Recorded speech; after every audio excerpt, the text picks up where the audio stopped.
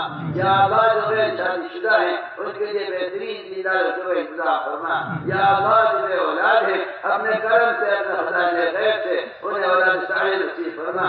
اے اللہ تجھے کسی سبب کی ضرورت نہیں ہے, تو سبب کا محتاج نہیں ہے, تو سبب کا خالق ہے, تو سبب کا مالک تو ہے لیکن سبب کا محتاج نہیں ہے. کرم فرما کر قدرت فرما کر اے اللہ ظاہر تمام نفسوں کے خلاف اور اے اللہ ظاہر تمام افراد کے خلاف اپنی قدرت کاملہ سے بے اولادوں کو اولاد نصیب فرما. یا اللہ بے اولادوں کو اولاد نصیب فرما.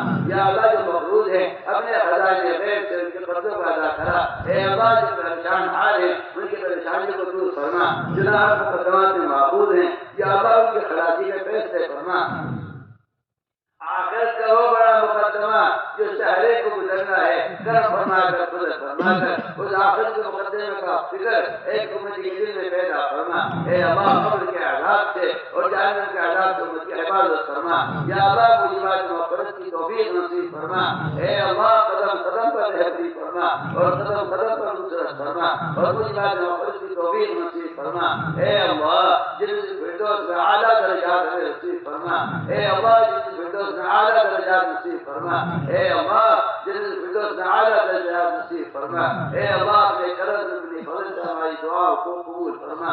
ربنا تقبل منا انك انت السميع العليم وتب علينا انك انت التواب الرحيم. سبحان ربك رب العزة عما يصفون وسلام على المرسلين والحمد لله. اطمینان کے ساتھ ایسے ہی آپ سامنے والے میں بیٹھے رہیں.